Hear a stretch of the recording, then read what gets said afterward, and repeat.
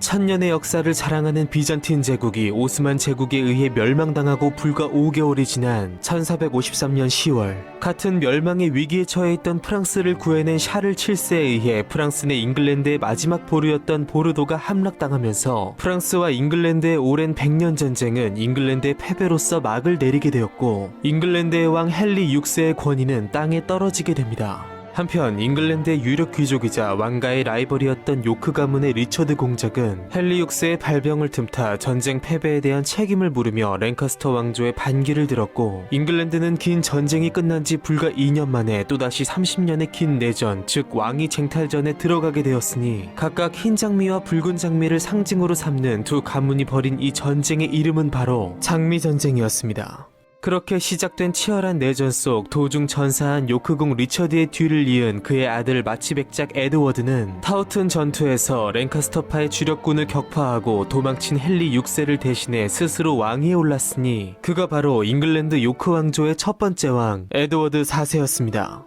이처럼 새로운 왕의 즉위와 함께 다시 평화가 도래하는 듯 했으나, 에드워드 4세가 결혼을 통해 신흥 세력들을 등용하고 기존의 공신 세력들을 멀리하면서 이들의 새로운 저항을 불러일으켰고, 이러한 에드워드 4세에 대한 반란 세력에 폐위된 선왕 헨리 6세는 물론 프랑스와 부르고뉴까지 가담함에 따라 잉글랜드는 또다시 혼란에 휩싸이게 됩니다. 한편 이로부터 약 10년 전 장미전쟁의 초기인 1457년, 본래 웨일즈의 미미한 가문 출신인 하급 귀족 오웬 튜더가 랭카스터 왕조의 제2대 왕 헨리 5세의 과부였던 발로아의 캐서린과 결혼하면서 상급 귀족의 일원이 된 튜더 가문, 그리고 오웬 튜더의 아들로서 국왕 헨리 6세의 이부 동생이 된 리치먼드 백작 에드먼드와 랭카스터가의 또 다른 반계인 보퍼트가의 마거릿이 결혼하여 아들을 낳았으니, 그의 이름은 바로 헨리 튜더, 조국의 오랜 혼란을 종결시키고 새로운 시대를 열게 될 인물이었습니다. 사실 부계로 전혀 왕실과 관계가 없던 헨리는 목에 역시 혈통상 까마득하게 올라가야만 겨우 왕과 끈이 닿았던 만큼, 혈통으로만 봤을 때 훗날 그가 왕이 될 것이라 예상한 이는 아무도 없었는데요. 그러나 왕족들끼리의 고륙 상쟁의 연속이었던 장미전쟁이 랭카스터와 요크 두 가문을 차례로 몰락시켰고 수많은 왕위 계승권자들을 죽게 함에 따라 헨리 투더 역시 훗날 왕위에 접근할 수 있는 특별한 기회를 부여받게 됩니다.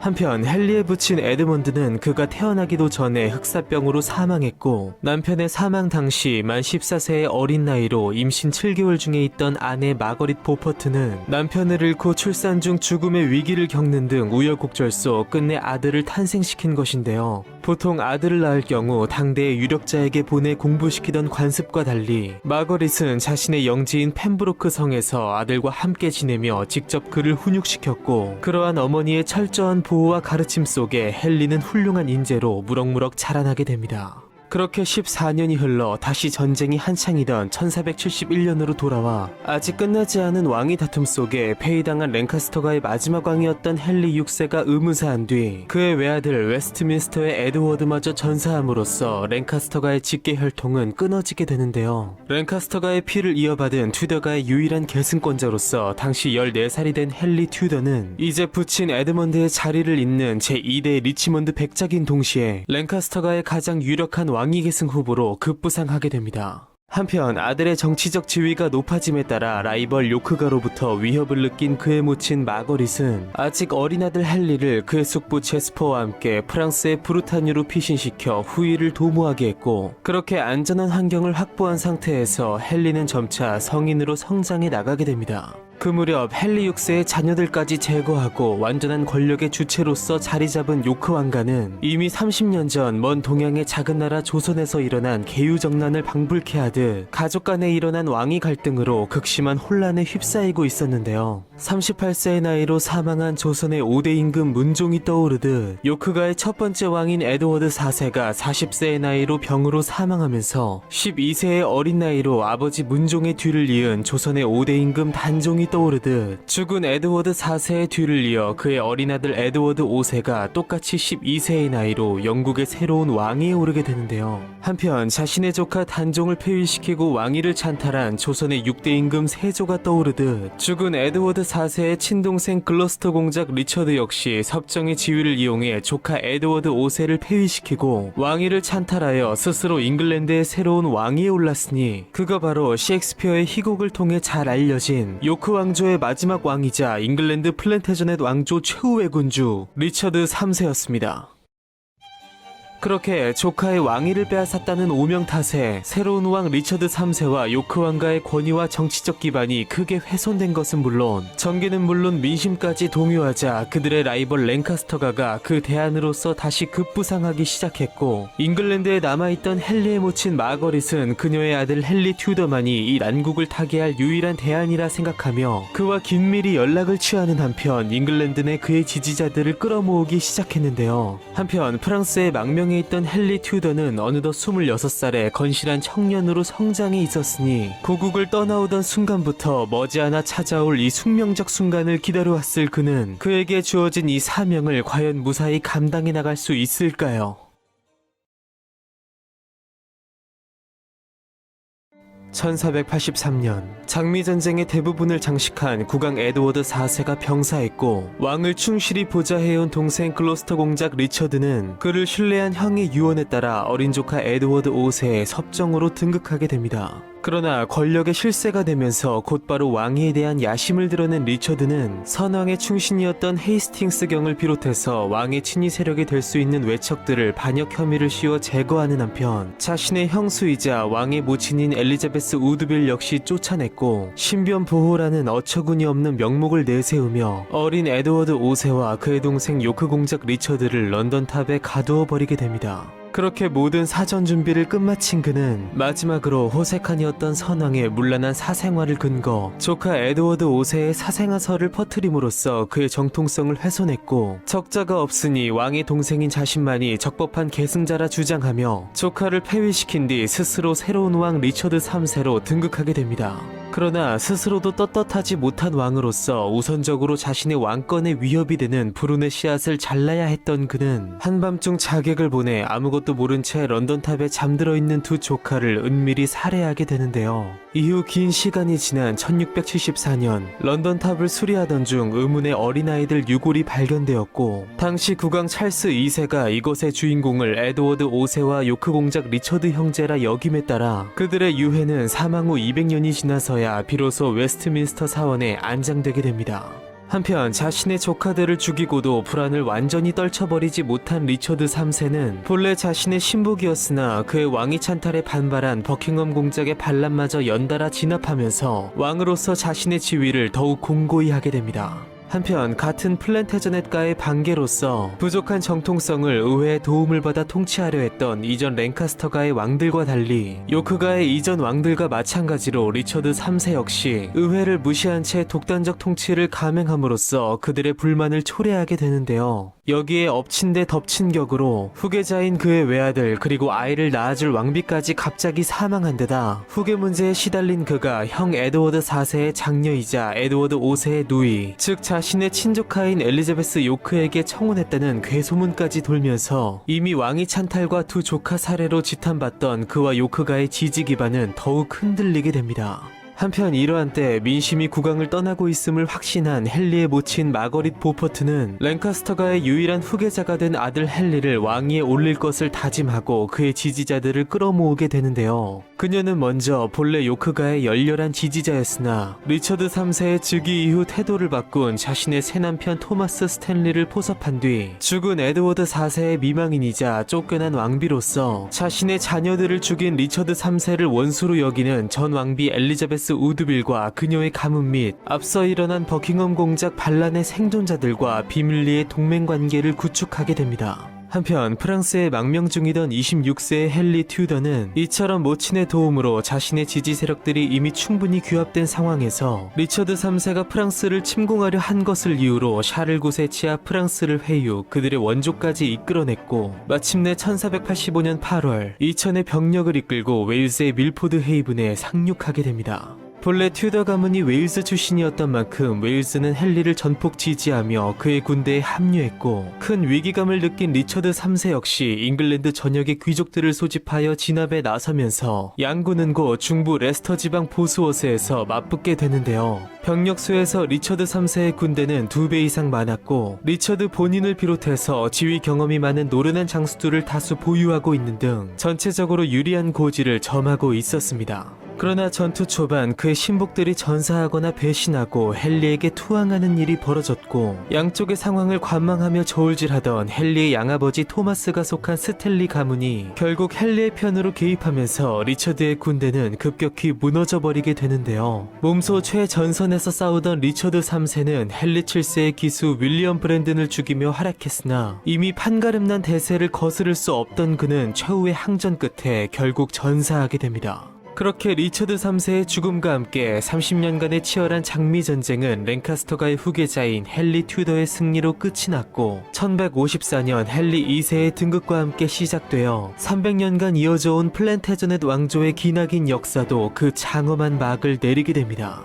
그렇게 최종 승자가 된 헨리 튜더는 승리의 1등 공신인 우드빌가와 체결한 비밀 동맹의 최우선 조건을 지키고 시행했으니, 그것은 바로 에드워드 4세와 엘리자베스 우드빌의 장녀이며 에드워드 5세의 누이 리처드 3세의 조카인 요크의 엘리자베스와의 결혼이었습니다. 랭카스터 가문의 핏줄을 이어받긴 했으나 어디까지나 모계인 만큼 정통성이 약했던 헨리에게 부계로 피를 이어받은 엘리자베스와의 결혼을 통한 요크 가문과의 결합은 그에게 왕으로서 새로운 정통성을 부여해 주었고, 오랜 분쟁의 주체인 두 가문의 화합을 나타냄으로써 장미전쟁의 진정한 종식을 선언한 것이었습니다. 무엇보다 장미전쟁 동안 수많은 귀족들이 죽었고, 전쟁이 끝난 뒤에는 전쟁 전에 불과 3할에 불과한 29명밖에 남아있지 않았기에 왕을 견제할 수 있는 귀족의 힘은 약해졌고, 반대로 왕은 전례 없는 강력한 힘을 가지게 되었는데요. 그렇게 더할 나위 없는 최상의 조건에서 헨리는 잉글랜드의 새로운 왕위에 올랐고, 더불어 새로운 왕조가 개창되었으니, 이것이 바로 향후 130년간 영국을 지배하며 영국 역사상 최초이자 최후의 절대 왕권을 누리게 되는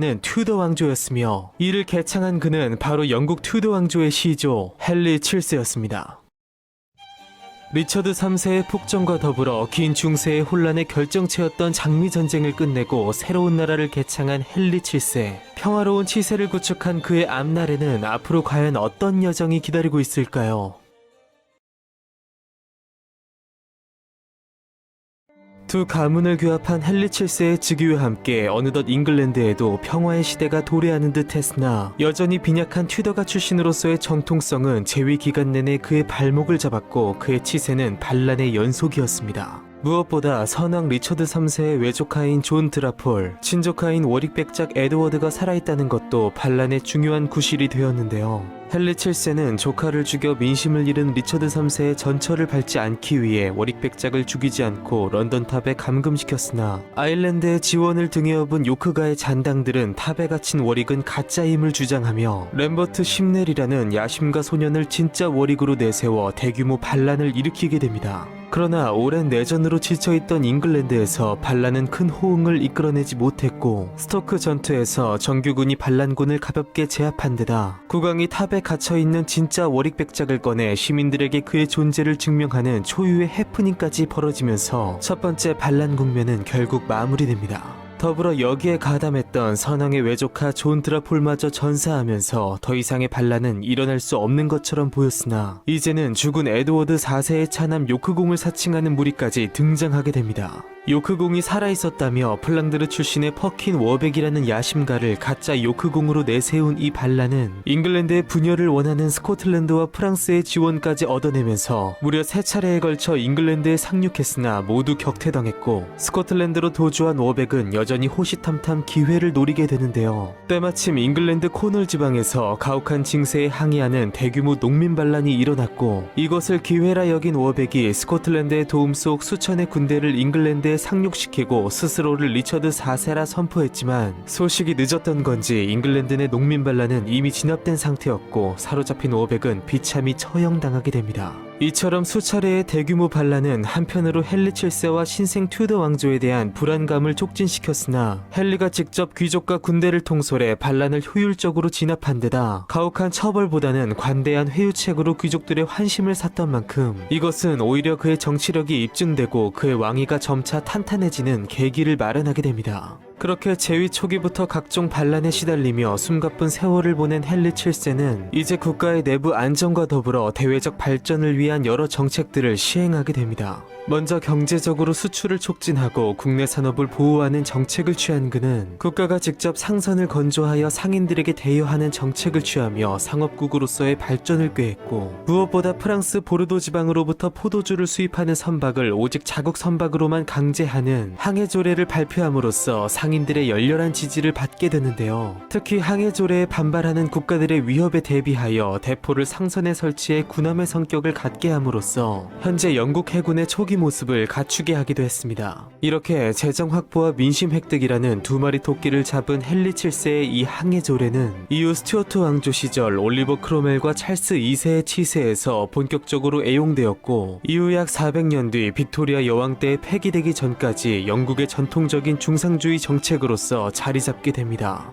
한편 헨리 7세는 적극적인 외교 정책을 펴므로써 유럽의 한낱 이류 국가로 취급되던 잉글랜드의 대외적 위상을 높이고 이를 외국가의 교육 촉진에 활용하고자 했는데요. 그는 우선 레콘키스타와 콜럼버스의 아메리카 진출을 이끌어냄으로써 유럽 최강국으로 떠오른 스페인과 접촉하여 막대한 지참금을 받아내면서 왕세자 아서와 스페인의 공주 캐서린을 혼인시키는 등 중요한 결혼 동맹을 이끌어냈으며, 장녀 마거릿을 스코틀랜드의 왕 제임스 4세와 혼인시키는 등 오랜 적대 관계였던 스코틀랜드와도 관계 개선을 시도하게 됩니다. 그러나 여기서 차마 예상하지 못한 일이 벌어지고 말았으니 병약했던 왕세자가 결혼한 지 불과 6개월 만에 사망해버린 것이었습니다. 사랑하는 아들의 죽음을 슬퍼하는 한편 겨우 안정된 잉글랜드와 튜더 왕조를 지키기 위해서라도 강대국 스페인과의 결혼 동맹이 깨져서는 안 된다고 생각한 헨리 7세는 차선책으로 캐서린을 자신의 차남 헨리와 결혼시켜 양국의 결혼 동맹을 지켜내려 했는데요. 이것은 분명 스페인으로서 멋졌고 부담스러운 제안이었으나 당시 스페인이 프랑스와 전쟁 국면에 처해 있던 만큼 결혼 조건에 잉글랜드의 스페인에 대한 전쟁 지원을 내걸면서 그들의 제안을 받아들이고 결혼 동맹을 유지하게 됩니다. 한편 아서의 사망 이후 불과 1년이 지난 1503년 헨리 7세는 아들의 죽음에 이어 또다시 소중한 사람을 잃는 아픔을 겪게 되었으니 잉글랜드의 왕비가 되어 그를 훌륭히 조력해온 것은 물론 런던탑에서 삼녀 캐서린을 힘겹게 출산한 엘리자베스 왕비가 출산한 아이가 곧바로 사망한 데다 자신 역시 산용열에 걸리면서 결국 37세의 나이로 사망한 것이었습니다. 그렇게 왕으로서 온갖 우여곡절을 겪으며 어느덧 50대를 바라보고 있던 헨리 7세는 아들과 아내를 연이어 잃어버리는 슬픔 속 자신의 몸이 점차 쇠약해져가고 있음을 느끼는 속에 그에게 남은 시간 역시 얼마 남지 않았음을 깨닫게 됩니다. 오랜 내전을 종식하고 새로운 왕조를 개창한 것은 물론 수차례의 반란을 진압하고 국가 발전을 꾀했으나 끝없는 역경 속 점차 삶의 끝을 향해 달려가고 있는 헨리 7세. 마지막 순간만을 남겨둔 그의 생애 속에는 과연 어떤 이야기들이 더 남아있을까요?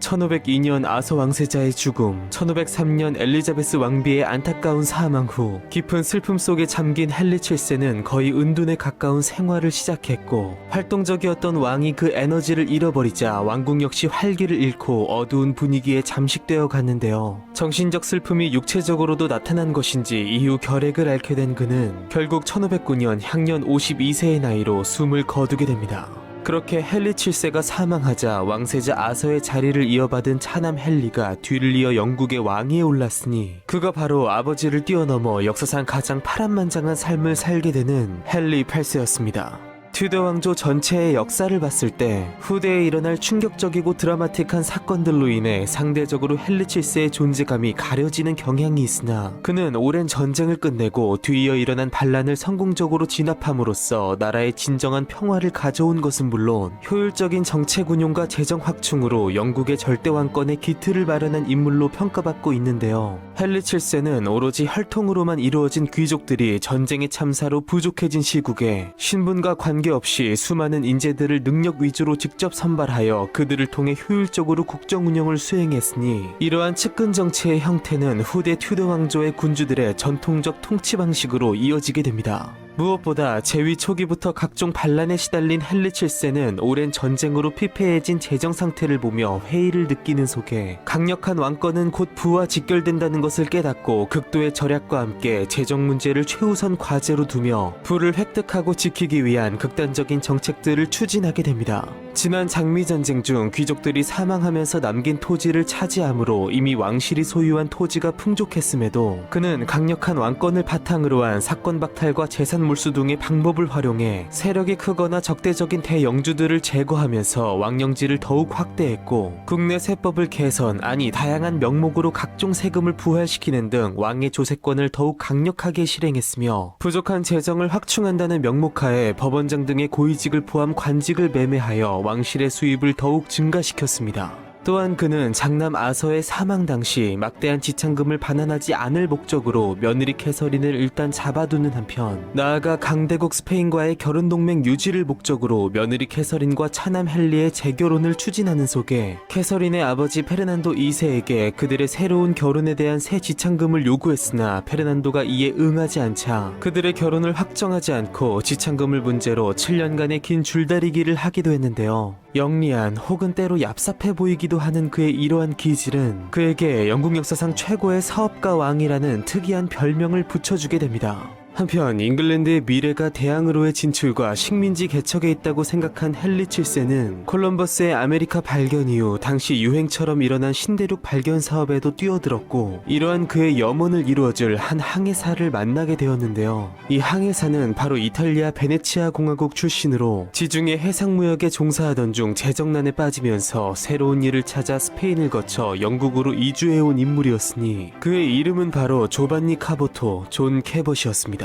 일찍이 중동에서 무역일을 하는 속에 아시아 항해에 대한 꿈을 갖게 된 캐벗은 위도가 높을수록 항해 거리가 짧아질 것이라 생각한 만큼 잉글랜드를 그의 항해를 실현시켜줄 최적의 장소라 생각했기에 잉글랜드 이주 후 남서부 브리스톨 항구에 머무르며 항해 준비를 했고 마침 신대륙 사업에 관심을 가지고 있던 국왕 헨리 7세와 줄이다 그의 지원을 받아냄으로써 1496년 드디어 그토록 염원하던 항해를 시작하게 됩니다. 그의 첫 항해는 기상 악화로 인해 실패했으나 18명의 선원과 함께 떠난 두 번째 항해에서 결국 지금의 캐나다 남동부의 한 섬에 도착하게 되는데요. 캐벗은 인도에 도달했다고 착각한 콜럼버스처럼 자신들은 북쪽으로 왔으니 이곳이 곧 중국의 일부라 여기게 됩니다. 그러나 본토에서 이 소식을 들은 국왕 헨리 7세는 캐벗이 발견한 곳을 새로 발견된 땅, 즉 뉴파운드랜드라 명명하였고 이것은 그대로 현재까지 그곳의 지명이 되었으니 이곳이 바로 현재 캐나다 최동단에 위치한 뉴펀들랜드 섬으로서 훗날 뉴펀들랜드 레브라도라는 이름으로 캐나다 연방의 10번째 주로 합류하게 됩니다.